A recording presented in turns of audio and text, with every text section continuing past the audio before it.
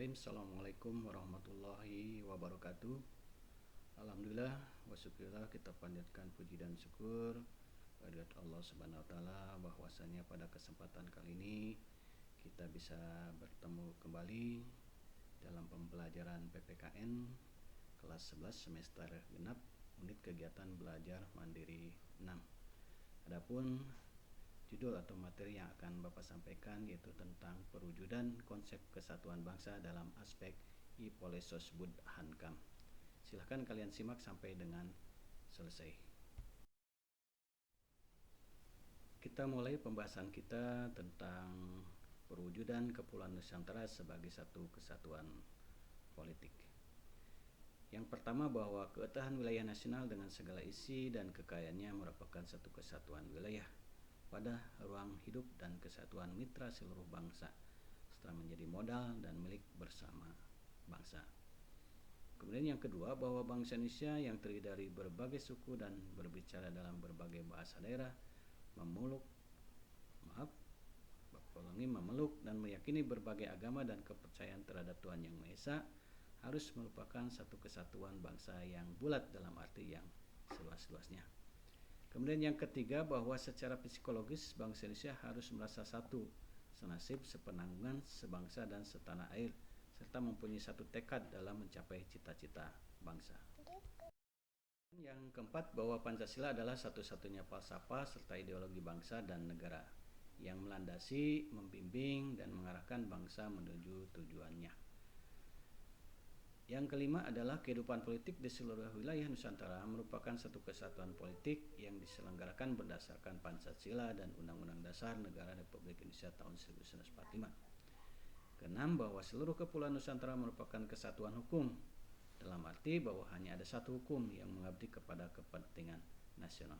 Dan yang ketujuh, bangsa Indonesia hidup berdampingan dengan bangsa lain, ikut menciptakan ketertiban dunia berdasarkan kemerdekaan, perdamaian abadi, dan keadilan sosial melalui politik luar negeri bebas aktif serta diabadikan untuk kepentingan nasional. Berikutnya kita bahas tentang perwujudan Kepulauan Nusantara sebagai satu kesatuan ekonomi. Yang pertama, bahwa kekayaan wilayah Nusantara baik potensial maupun efektif adalah modal dan milik bersama bangsa. Keperluan hidup sehari-hari harus tersedia merata di seluruh wilayah tanah air. Kedua, tingkat perkembangan ekonomi harus serasi dan seimbang di seluruh daerah, tanpa meninggalkan ciri-ciri khas yang dimiliki oleh daerah-daerah dalam mengembangkan ekonominya. Dan yang ketiga, kehidupan perekonomian di seluruh wilayah Nusantara merupakan satu kesatuan ekonomi yang diselenggarakan sebagai usaha bersama berdasar atas asas kekeluargaan dan ditujukan bagi kemakmuran rakyat. Adalah perwujudan Kepulauan Nusantara sebagai satu kesatuan sosial budaya dan perwujudan Kepulauan Nusantara sebagai satu kesatuan pertahanan dan keamanan. Yang pertama, bahwa masyarakat Indonesia adalah satu kehidupan bangsa yang harus merupakan kehidupan yang serasi dengan tingkat kemajuan masyarakat yang sama, merata dan seimbang, serta adanya keselarasan kehidupan yang sesuai dengan kemajuan bangsa. Yang kedua, bahwa budaya Indonesia pada hakikatnya adalah satu. Corak ragam budaya yang ada menggambarkan kekayaan budaya yang menjadi modal dan landasan pengembangan budaya bangsa seluruhnya, yang hasil-hasilnya dapat dinikmati oleh seluruh bangsa Indonesia. Sedangkan perwujudan Kepulauan Nusantara sebagai satu kesatuan pertahanan dan keamanan, yang pertama, bahwa ancaman terhadap satu daerah pada hakikatnya merupakan ancaman bagi seluruh bangsa dan negara. Dan yang kedua, bahwa tiap-tiap warga negara mempunyai hak dan kewajiban yang sama di dalam pembelaan negara.